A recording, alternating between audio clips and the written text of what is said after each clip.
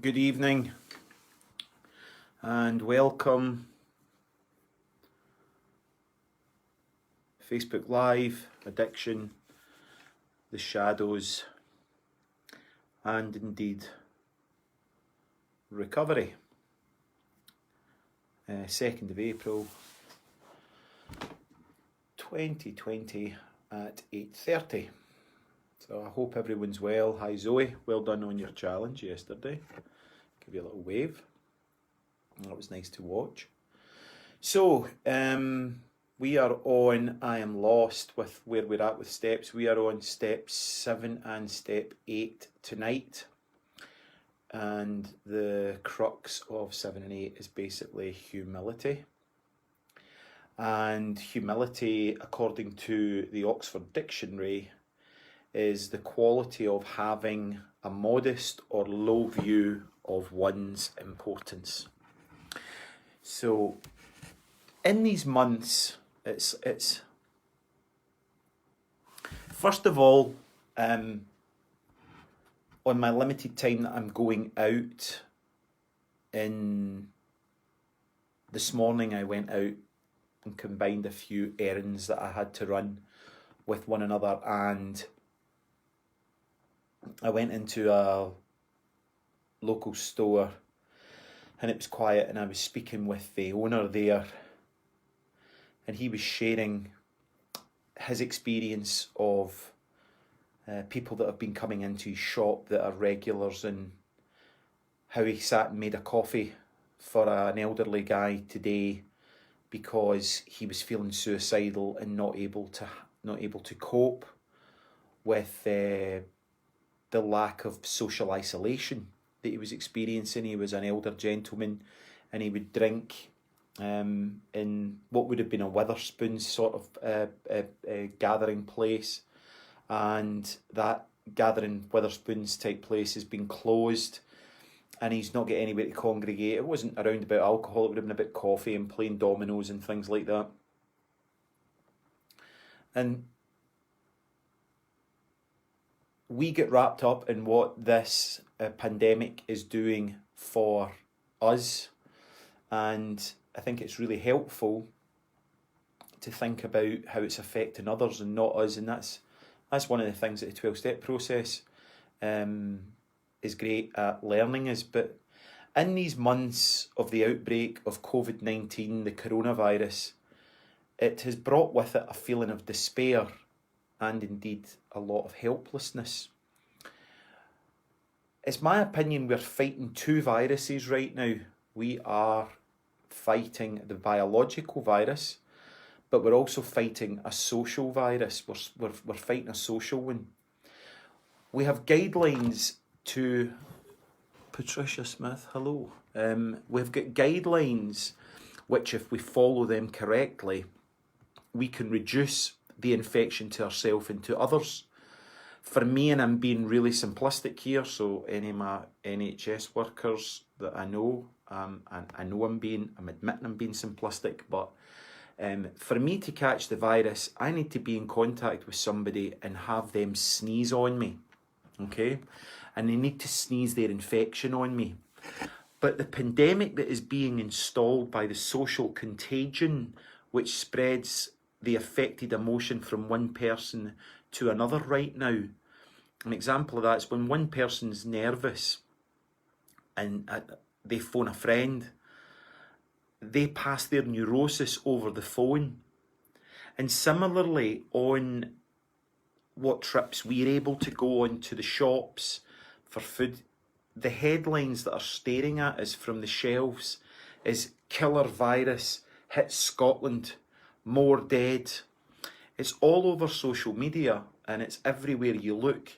There's panic everywhere.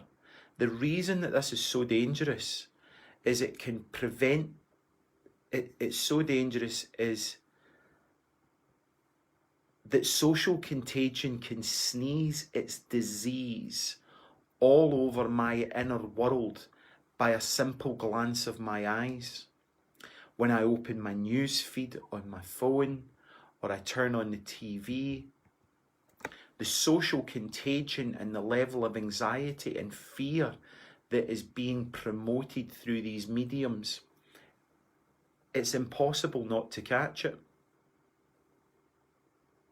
On the positive side of social contagion, it's wonderful that when we're sharing good news stories that are filled with hope and faith, but we have to train ourselves to, rather than look at the amount of people who have died, but to start to look at the amount of people to whom have recovered. Yes, there's been a huge number of deaths in our country related with drugs and alcohol. Scottish drug deaths are up dramatically every year. But in the same token, I get messages from people, that's me 1 year sober today, that's me 2 years sober. I get messages from people saying they're 3 years sober. I get messages from people telling me they're 30 years sober and still enjoying sobriety. And the feeling that I get from those good news stories and people sharing faith with me feeds me in a completely different biochemical way, which is super constructive. And one way makes me feel very expansive and my heart fills with hope for them and for my fellow man. And the other one, the one where the death rate is very constrictive and fills me full of fear. My thinking, or our mine, yours, our thinking brain needs accurate information. And the best way to keep people calm is to be honest. Right now, a lot of people feel as if their government and their leaders are not giving us accurate information. Some of that could be a cover-up, but also it could be we're getting inaccurate information because they simply do not know what's going on. And when we look at the brain, and how we interpret information, maybe really simplistic here. Here's a model of the brain. So this part of your brain here is your reptilian brain, your cerebellum, and then over the top, layered over the top of that is your limbic brain, your limbic system, and then folded over the top of that is your cortex and your prefrontal cortex. This is your spine, your reptilian brain, your limbic brain, and your cortical brain, okay? So this primitive brain, this cerebellum brain we have is about 300 million years old.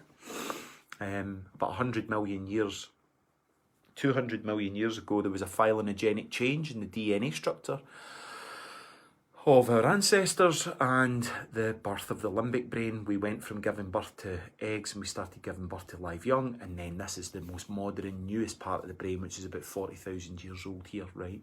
So when we look at the brain and the primitive reptilian brain, the cerebellum is primed for threat. It's primed for attack. It's the flight and fight part of our brain that gets triggered by mass hysteria.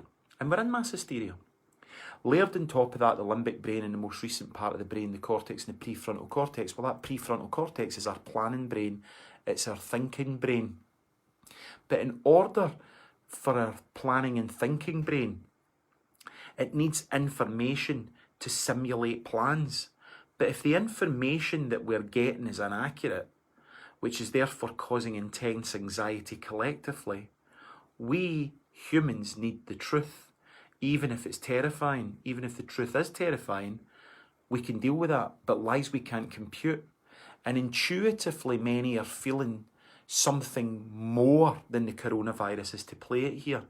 Now, I'm not going to go off into a conspiracy theory, but what I am convinced, the pandemic, which is more dangerous than the virus right now, is lurking in the shadows, is anxiety. As I said earlier, we're fighting two diseases right now. We're fighting a biological disease and we're fighting a social disease. The biological disease is the coronavirus. The social disease, which is social contagion, is anxiety, fear, panic. Okay? So lurking in the shadows of the mind, and we've been speaking about the shadows through these steps and how I'm introducing and talking about the 12 steps. Fear plus uncertainty equals anxiety. Take away the uncertainty, we curb the anxiety, which is back to when we start to have honesty. That honesty takes away the uncertainty and therefore curbs the anxiety. So how many of us, when we were growing up, our parents said, just tell us the truth, no matter how hard it is, just tell us the truth and we'll get through it, right? How many of us as parents just want our kids to come in and tell us the truth? Because then we can deal with it, right? We're in agreement with that. So what we've started to do through this coronavirus is, the joke was, I was washing my hands before it was trendy. We've all begun to look at our own personal hygiene through this virus. But I believe it's time that we start to look at our social media and news feed hygiene. So let me briefly try and describe what I mean to you by that. So one way we learn, one way we compute, take in information is, let me remember it, is, goodness, he's went right out of my head. One of the ways that we learn is, that was brought to us by a fabulous psychologist whose name was Skinner. Skinner was his second name. I've completely lost his first name for a moment. Is intermittent reinforcement, it's called, which is basically a really fancy name for getting random rewards. Now, gambling is an example of intermittent reinforcement. You don't win every time or win the same amount. When you're using a roulette machine, a slot machine, playing cards, because this wouldn't be exciting or fun. The reinforcement is an intermittent and it causes a positive and euphoric response, right?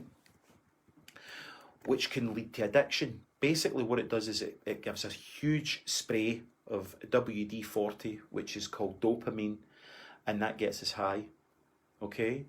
We could similarly do that with gear, with drugs. We go and buy a bag and it's really good, and then we go and buy 3 bags and it's garbage, and then we go, Mags, BF Skinner, thank you. But what does the B stand for? Google that and get back to me. It just went right out of my brain. Skinner, BF Skinner, I get that, but I can't remember what his first name was. It was so long ago since I studied him. It was ages ago. Yeah, we do that. We do that. We do it with gambling. We do it with gear. We get a really good bag, and then we go back, and then we get 3 rubbish bags or 4, and then we get a good bag of gear. I'm sure those that are in recovery, you can relate to that. So this is why we need to be hyper vigilant, or at least vigilant around what we're listening to right now. Paris, thank you, Louise. Not your usual, Brian or whatever. This is why at this moment we need to be really vigilant about what it is that we're listening to right now. And we need to clean up our social media hygiene, and we need to get right into being very sterile around that, because that's what's causing mass hysteria and anxiety. The way the mass media has taken this work of Skinner, this intermittent reinforcement that casinos and bookies have also developed, and done exactly the same thing as the casinos, okay?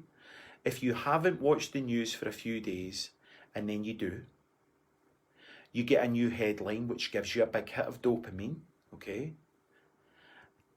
Example, Caroline Flack died. Caroline Flack? Yeah. She commits suicide. You open the news up, Caroline Flack's dead, you get a big hit of dopamine, okay? And then everybody in the country changes their social media settings to be kind, okay? Everybody jumps on it. And then it's something else. And then it's something else. Now, if we were getting the same news every time, celebrity kills herself, celebrity kills herself, celebrity kills herself, We're not going to get that, okay? So what the media are doing right now is the media are using this work of Skinner, this intermittent reinforcement, which is really manipulative, right? Because you're a gambler. It's only the bookies that win. So the people that are winning right now, that have got us in the corner, it's like a Skinner experiment. It's like a huge social experiment, right? What's happening right now. And it's very, very dangerous. So flat dies. We open the news. Oh, goodness, there's that really nice lassie. But, you know, the media were chasing her and hounding her like a dog before she killed herself. But then as soon as she dies, she's a really nice girl. The whole of the UK go out almost insanely and change their profile picture to be kind, be safe, right? Then a week later, they're jumping over each other in the supermarket, hitting each other with battens of bread and stealing toilet roll. Be kind. It's absolute insanity, and we're all involved in those kind of behaviours, okay?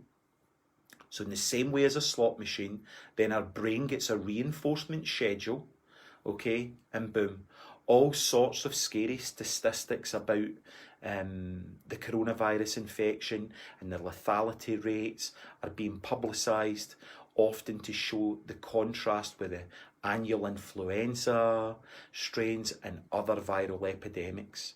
Now, humility, not certainty, much less accusation, and indeed panic should certainly be the order of today. Now, that is within our control.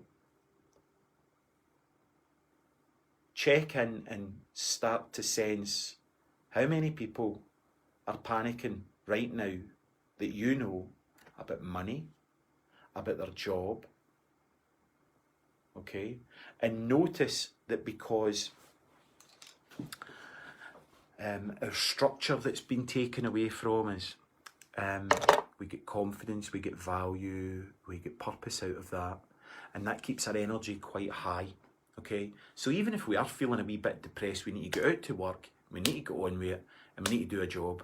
And we pull our socks up. If we're mildly depressed one day, we get out and we get on with it, right? Now, that structure's been taken away from us. We're not as vibrant, we're not as buoyant, we're not being held by a structure. We've got to hold ourselves, but nobody really showed us how to hold ourselves, because we've just went out and followed the leader. And now we're sitting in the house, we're not getting the same value, we're not getting our needs met, and we're starting to obsess. People are starting to, he's not messaged me back, he's not made my phone call, he's not liked that post. I messaged him 3 days ago. Have I done something? These are the kind of things that's coming into the therapy room that's like,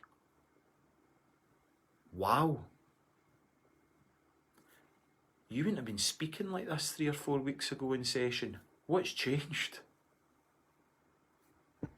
Now, that's some thoughts to leave you with. They're my thoughts. Stephen Snedden found that funny. Okay, so there's some thoughts that I'm going to leave you with.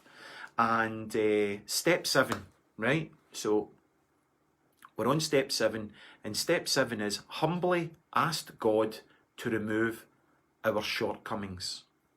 This step is the polar opposite of being an arrogant, supercilious, pompous, self-centered, egotistical, narcissistic, know-it-all. Step 7 is learning the meaning of humility and finding the courage and the willingness that we have learned from the previous step, which was step 6. And we find the courage to sit and learn to suffer and be with our pain. So I'm attempting to make this flow. So if you can now see where we've came from through the thoughts that I was having, and then you start to bring in step 7 as having a willingness of what we've learned from the previous step, which is step 6, and finding the courage, okay, to sit with suffering and feel pain. Now, that's not what we do. We don't do that. We get an uncomfortable feeling and we go on our phone. We get an uncomfortable feeling. It's really uncomfortable to get bad news that, especially in Scotland, I mean, I know that to be true. You get bad news, oh, have a dram. You get good news, have a dram. You lose your job, have a dram. Come on round for a dram. You get a promotion, brilliant, come on round for a dram, right? So whatever feeling that it is that we used to have, what we've normally done is we've associated that with a substance, okay? Like reward, even as a kid, if you're a good kid, you'll get a sweetie, okay? If you're good, you'll get a bit of cake, right? So we've started to associate that. Now, it's important to start to feel the pain that we have masked with our behaviours, that alcohol, substance, sex, gambling, food, shopping, or even our defensive attitude that we've had. It is fundamental with any of the steps if we desire to move forward in our recovery and our spiritual well-being. We also need to start to reflect on patience, which is again a polar opposite of our instant gratification self we're attempting to divorce from and accept you can't change your life overnight. So we need to be patient in that life's not going to change overnight now, unless we win the lottery, which is not likely. And if we go and start a business, we're not going to go and start a business tomorrow and have enough clients. It takes time. We've got to start to build a reputation. We've got to start to get our name out. And people have to start then referring us and word of mouth, and then, it grows. So our recovery's like that. If we can accept that that's what it's like when we do a business, then we need to accept that when we enter into our recovery, that our life isn't going to change overnight. It's never about the destination, and it's certainly always about the journey. As a sponsor at this time, when you're working step 7, this is a wonderful place to turn the energy from one of counselling, which is more looking at the past, which we've been doing, sort of step 3, 4, 5, 6. The tempo's starting to change again at 6. It's coming up, and then we're getting up into step 7, okay? And it's where we change the relationship from being one of the counsel and looking at the past to one which is more solution focused, and certainly one which has got more of a coaching developed attitude, which is required. And we sort of sit down with we would sit down with a client if we were a sponsor here, and we would say, what is it that you want to change? Am I going to change it? And do I want to commit to changing it? Am I willing to give up self-reliance for reliance on God or your higher power? You're learning to practice humility and put character building ahead of comfort.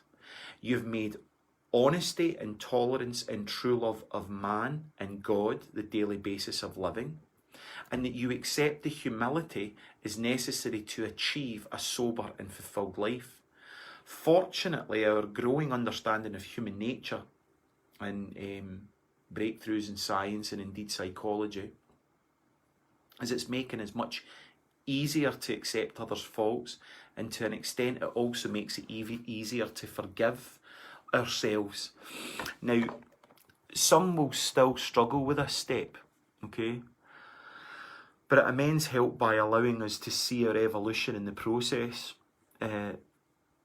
And, the better self that we've conceptualised in step 2 and discovered in step 7 starts to begin to take over. The big book, it's the 9th Promises, suggests that this process ultimately leads to a fully fledged transformation into a higher self within. So it's really all about starting to connect with trust in that higher power, and it's working symbiotically with something that's got your best interests at heart and knows you more than you know yourself, and starting to become willing to work with that. Now, step 8, this is a real challenge. And as I said to you the other night there, when I'm going through these steps, when I'm talking about these steps to you, I can't not talk about them and not have to go through the work myself. Now, step 8, and I saw that Melanie Alexander's just come in at step 8. A very interesting time for you to have stepped in. And Alan, stop touching your face. I love how people can sit with their armchairs, like Alan there saying, stop touching your face. I appreciate that, he's probably saying it, but I find this very nerve-wracking. I find this, I'm really vulnerable when I'm doing this, Alan, and if I'm touching my face, I'm touching my face out of nerves. So I appreciate you saying that, but basically when you've got your stage and you're presenting to an audience of people and you're attempting to do the best job you can, once you share your video, and I'll give you some feedback on that, but thank you, I appreciate that.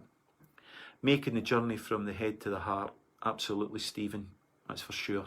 Now, step 8, I'm noticing that I was starting to backpedal there, because step 8 is a real challenge, okay? Step 8 is where we made a list of all people we have harmed and became willing to make amends to them all. You've realised that you've hurt others as well as yourself with your insanity. Reflect from a place of sanity. Okay, sorry. Don't be sorry, Alan, you just don't think. That's part of you. You just don't think. I've known you 25 years and you just blurt things out that doesn't make a lot of sense sometimes. But I don't judge you for that. But really, when you've got to memorise all of this stuff and present it to people, Alan's not a client nor somebody, he's a close friend. I've known him for 25 years, but he likes to be quite opinionated and throw his opinions in. And it can be quite off-putting when these little messages are popping up on the screen all the time. And yours is like, stop touching your face. Well, sorry, I'm nervous. I feel vulnerable. Now, reflect from a place of sanity that you are beginning to return to, and start to become curious about how you would feel.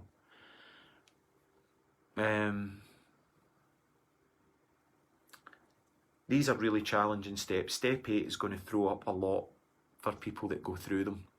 And you're into step 8, you're starting to return to sanity, okay?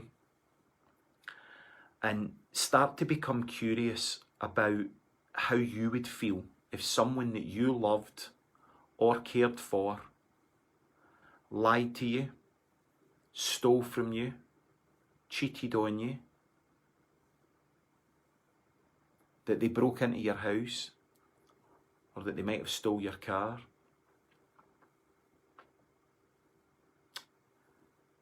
And if you can feel what that would feel like, them doing that to you, the likelihood is that they felt similar, okay? So, however your insanity manifested itself when you were in the clutches of addiction, start to become willing to ask these people, these places and things for forgiveness. Because it wasn't just people that you hurt. There's associations to many things. It's important here to realise that those people may not be ready to forgive you or indeed accept your apology for how your behaviour affected them. It's my opinion here that not only do you need to ask externally for forgiveness, but we really need to forgive ourselves here as well.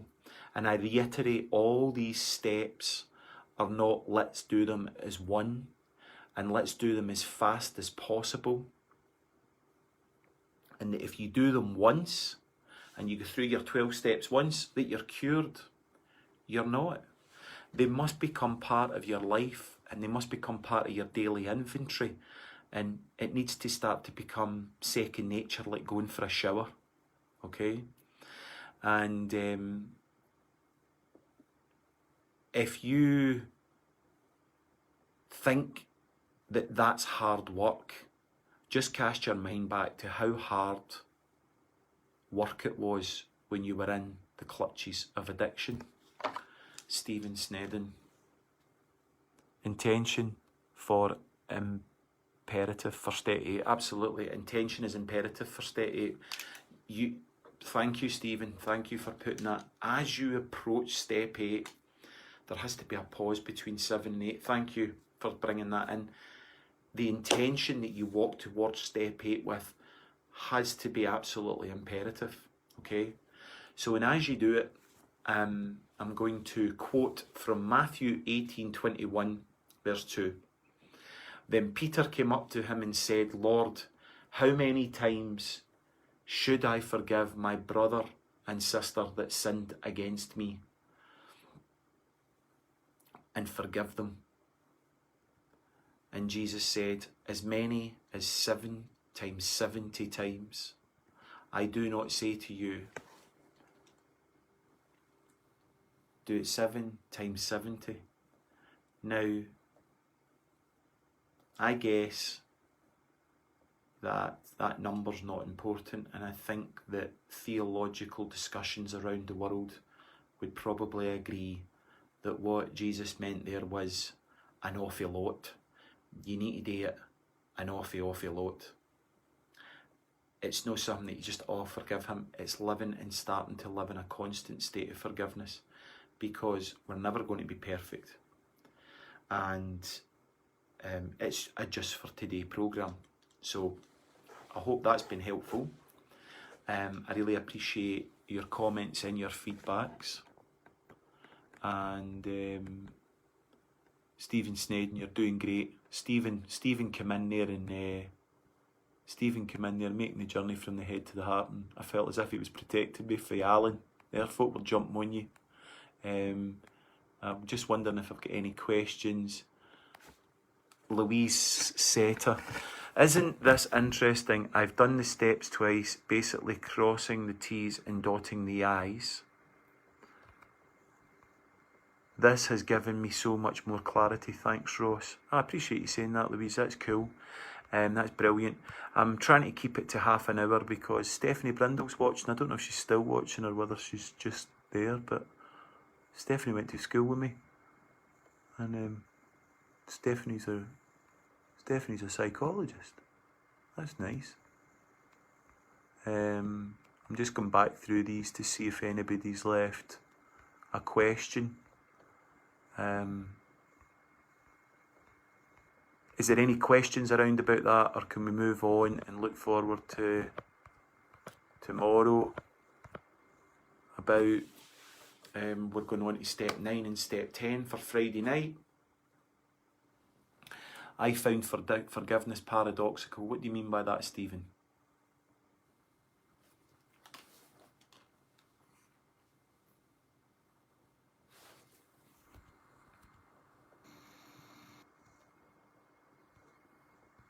Are you typing away, Stephen?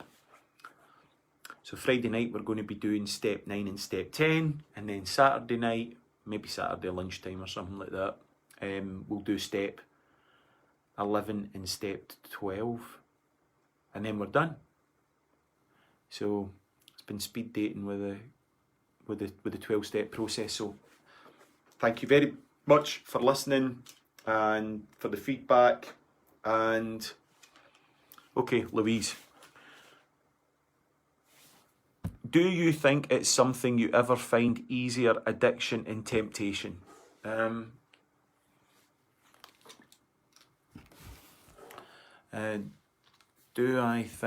Let me think about that. Do I think it's something you ever find easier, addiction and temptation? Now, temptation, I don't believe in addiction. And I actually, those that know me, I'm only using the word addict just because it's understood. I find the word addict, the verb, absolutely horrific, okay? And I don't believe in addiction. I believe in pain. I believe in suffering. I believe in the pain and the suffering that we have all experienced, real or metaphorically, since we left Source, since we left God, since we left oneness, okay?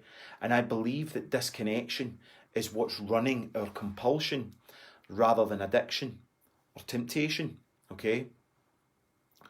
So trauma, until until the unconscious can become conscious, the unconscious will always be running the show. Now, somewhere, that level of disconnection, that level of trauma that we've experienced in our earliest of development is the trauma happened. It happened in a room in our mansion. Inside our mansion, there's many rooms. And when that trauma happened, it was like a loud, like a way of torturing somebody is sleep depriving them and turning really loud music on, okay? So that trauma becomes like a loud music the minute it happened, okay? And for a few days after it happened, it's really loud music. But because we're adaptogens, we adapt very quickly to that pain, okay? And it starts to become our normal, okay? Then what happens is we start to grow out of that room and we move into another room in the house. And the radio stays in the room that it happened in. And then we move to another room and another room and another room and another room and another room. And I'm now 47, okay? So my earliest of traumas probably occurred. What I've came to understand through the work that I've been doing on myself most recently is it probably happened about the age, I was about age 1, okay? But I'm not conscious of that, so I'm not fully conscious of that yet. Now, traumas that occurred to me that I do remember, let's just say at age 7, okay? I'm now age 47. So I've moved 40 rooms or 40 years and adapted through those 40 years away from the trauma, which is a loud radio going on in the room. Now, although we can't necessarily hear that radio, it's like a very slight gnawing toothache going on in the background. Now, all that needs to happen is like this pandemic, where we've not got work, we've not got things that keep us right, our energy starts to dip because we're not getting valued, we're not seeing value in ourselves and others because we're not working. And that itch starts to tap away at our door, okay? What do I think of Gabor Mate? I really like Gabor Mate, and I worked with Gabor Mate in 2010, or I met him, I went to a talk he did in Vancouver in 2010, and then I went back to see him. So, and that's where I developed this type of thinking, before he was trendy. And when I used to bring this stuff up, and even when I would bring it up in the clinic, Stephen, I was looked at as if I had horns. But now he's trendy, and all the ace kind of people are all kind of flocking towards that now because it's cool. But nonetheless, that's my arrogance and my defensive thinking. But so until we can make that radio and we can embrace it and bring it in and fully experience it in its entirety, then we will always have the compulsion to reach out, okay? I'm reading that now, which one? The Hungry Ghost, or Past is Always Present, or that's not Gabor. So, sorry. So, I do believe that the compulsion to go towards a self-soothing behaviour can dramatically reduce once you're able to sit with the itch. Does that answer your question, Louise? I went on a bit, that took me ages to answer that question. That's another thing I need to do, learn how to be a bit more simplistic. At the time I was forgiving, but I was not forgiving myself, okay, at that time. Thanks, Stephen. Barbara, what do you make of Gabor Mate? I love him. Ask not why the addiction, but why the pain. Yep. And Hungry Ghost, great book. Great book. Thank you. Does that make sense? Yeah. Hungry Ghosts, a great book. And that's very societal, you know. You look round about, is it cosmetics? And it's a billion dollar industry, isn't it? Facial products and plastic surgery and everything like that. But as we then start to look at that, then we start to look at addiction as a societal issue. And that's I believe that me saying that right now live, I would get attacked just as much as I did when I was bringing Gabor's work into Scotland and into my practice. I'm not going to name the woman, but I worked over in Blantyre for a woman and was attempting to bring Gabor's practice in, and looked at me like I had horns. But now he got brought to Glasgow by Mr. McGarvey, and they were all getting their pictures taken with him, and it was really cool. And I look at that, but there again, likewise, you know, one of my issues was I started taking drugs when I was probably about 14. I was certainly one of the first 10 people in my area to experiment with psychoactive drugs, and I was seen as a bad egg, right?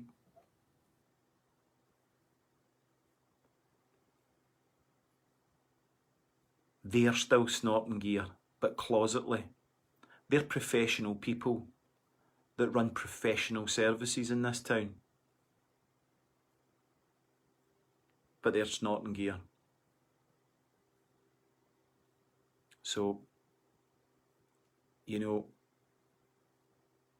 what I would be saying would be, we start to look then that society is what's creating the pain and creating the suffering, because we're not really being allowed to be ourselves. And I know that some of my First Nations friends, because I spent some time up in Haida up near Alaska, up off British Columbia, where there's huge issues of alcoholism, and that was 2009, and I know some of them are watching me and they will verify this, that